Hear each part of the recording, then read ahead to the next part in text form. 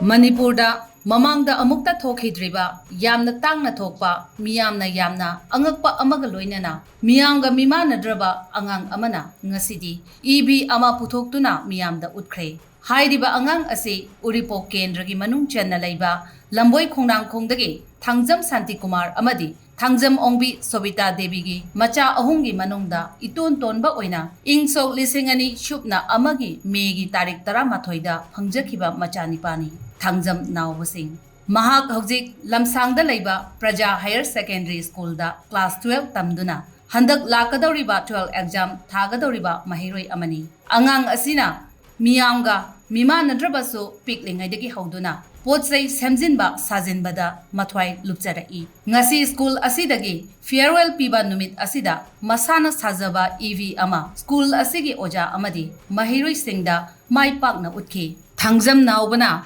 EB asi awaba kaya khangduna sanaba honarakpada chahi mangamuk sangkhi hiram asida oza naiduna wakhal lausing tanjabagi khudong chaba phangkhidrabasu EB asi sabagi idea pumnamak YouTube dagi lauki makha tanasu robot phawba saba ngamgani haibagi ihul phawba mangonda lairi haina paudamkhi EB asi sanaba honabada mama mapa machin manaw natna ngasi phawbada laingaki mari lainaba department amatadagi mateng phangdri haina makhata ki samas asida mima nadraba singbu tathi tawoina tawbiba hanthana yengba miyeng adugi wangmada ngasidi makoisu nama soinaidraba miyoibana tawba ngamba adugumna chap manana tawba ngami haibadu ngasidi Thangjam Nawbana miyamda khudam sangdamga loinana utli asumna aikoigi khunai asida leiriba wakhal loksing amadi haksangi phibam tongalaba nawbagumbana sadaron miyamgum akhang kanba hanba leitraba thaunaga loinana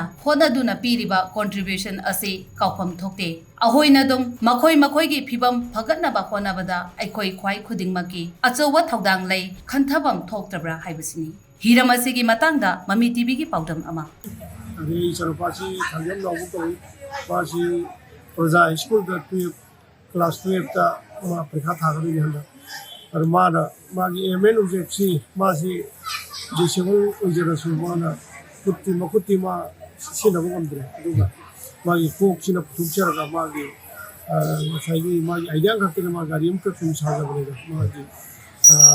sibo mana gamja khara du mana usab haita Tuki gari ni mai beti ni charging to basi sabda ma marwai da magi hamba masi motoron phagdai gi target akhoi soi hai doke magi objection je ma da to gi khali ma soi hai doke aduna ma hakna motoron phagdai ro matungda motoron ko ler matungda magi plagi tam sum hai digi ai gi sapna mai mo na building hai ba singa ga sawga da bali ko da ha singa magi da singa to ga si tam di ma my idea si masi YouTube ye ma so ade mayam to le ba ju ya am to pa ma ai yam no ai ba na hole ja ko ta ba ko ji ma ha bi ma yam to ai ju yam chin ba mo oi do ai aduna magi mateng pang si ya wa pang ai na su ko ya ba lo ni pi si mata mama so lo ni support to